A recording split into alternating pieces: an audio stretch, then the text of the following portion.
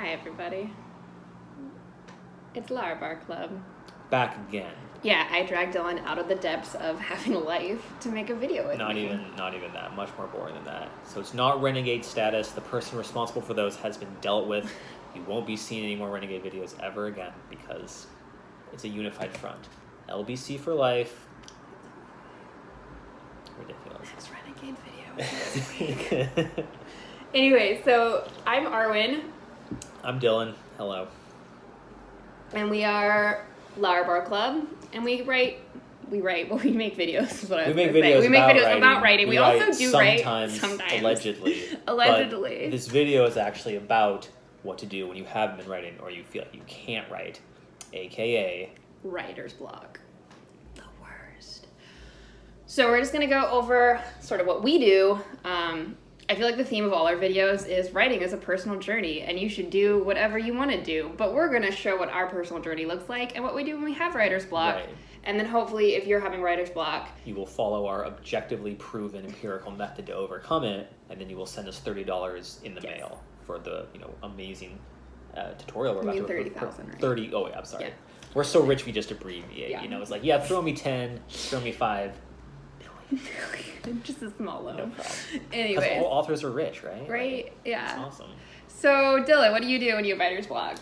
That's a great question, Arwen, and it's very pertinent because I have had writer's block for a very long time at this point because things will pop up in your life, such as having a job, such as trying to be healthy, such as dealing with people's drama, such as any number of things, and it's always and it's easy to deprioritize writing because often it's not the thing that you're doing for a job. Often it's not, the thing that sustains you physically. So it's easy to kind of sort of push it to the side, when you're trying to just de-stress after a day. And so I think, it's important to consider what your relationship with writing is. And if you view it as a chore, it's going to be the first thing that gets chopped because it's like, okay, I just worked a hard day. I don't want to sit down and force myself to do more work, which is, to write. Yeah. So I think that those of you that view writing as you have a good relationship with it, where it's cathartic, where it's a really positive, relaxing experience, that's awesome, honestly. I think it really takes a lot of work to get to that point. What Dylan is trying to say is that he's just like such an intellectual. Writing is like a hard exercise for him it's so in like hard. his intellect, and he's better than us. Oh no, I'm like so... That's 100% what I just heard. I don't know what you heard, but that's what I heard. When you're as unbearably stupid as I am, you have to think so hard about writing that it becomes unlike people like me that just like write like what should just be fan fiction. It's well, cathartic. no, I mean honestly, like that actually is like that's actually a good point. Like that's sort of one of the major things about writer's block, I think, is setting your expectations for yourself as a writer and lowering your expectation. Because when you sit down, you don't want to have. If you have the expectation that when you sit down and start to write, that it's going to be good, that is the number one. That kills it. Absolutely. It's like you're never going to live up to the status, and you're always going to have in your head the creative side and then the editor. And the editor is going to get in here and be like, oh, that last line, that wasn't right, and this, you're going to be constantly trying to reevaluate what you're writing. And that's one of the things I do when I have writer's block is I will just write, I don't want to say something stupid or something I don't intend on using. That's a better way of putting it. So instead of working on like my project, which is something that I want to use one day and like try to get published or put on a website, I'll just like write something that like I have no intention of using. It's like I'm just gonna write about this like vignette or this scene of these characters I don't plan on ever using again, just to get myself into that space where writing's fun. Because I do agree that when you turn it into like this has to be this thing that's usable and good and like it's like a job, then like writing is not fun. No, absolutely. Yeah. So I think step one would be lower or reframe your expectations and write just to write, not to produce something that's going to be marketable or of sufficient quality to get published or even that you're really proud of. Like the point is to re-examine that relationship and just write something down. Yeah. And I think to go along with that, another sort of useful technique. Many of these, by the way, are coming from this book that I'm reading right now. Oh. Bird by Bird. I didn't realize it was a promotional video. It's a promotional video for this very famous book that many of you probably already read. But it's very useful because it talks about, sort of how to overcome writing block, how to have because I guess the idea is like you want to get out of the way. You want to have as much of the pure raw creativity, encourage that to the greatest extent that you can without having this editor voice slow you down. And the issue is that creative voice is going to generate a lot of material, and much of it is not going to be what you want to use. Yep. But you want to get out of the way and create enough that you can take stuff away and then have something usable. That's what I love about challenges. Well, right, yeah. Like NaNoWriMo, I'm a huge fan of NaNoWriMo because it's all about like producing content. It's not about producing quality, and I love it. NaNoWriMo, I believe. Whatever. I say it. You know what? As you can remember from my last videos, I never say anything right because I'm reading. Okay? I don't know what that is. That's right. Anyways, NaNoWriMo, Remo, it, whatever, that thing that I do every year, unlike some people in this video. Oh, I attempt and I fail.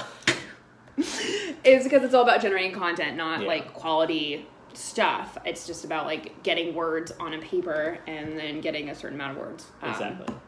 But then also there's like in April, the 30-30 for poetry, and there's challenges happening like all the time everywhere if you just like look into the dark corners of writing universe. And then that's why I like writing groups as well, like just having a group of people that meet and free write once a week.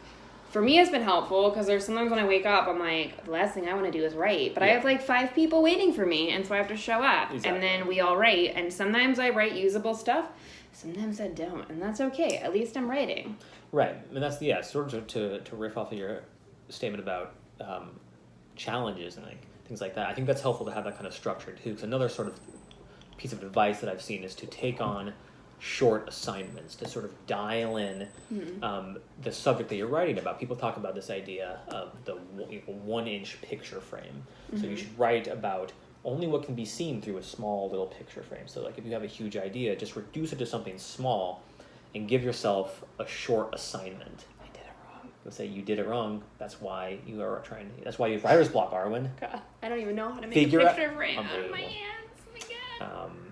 But so look through the 1-inch picture frames, give yourself a short assignment like Arwen was saying. Maybe it's something that you won't use, maybe it's characters that you're not going to use but you're just interested in exploring.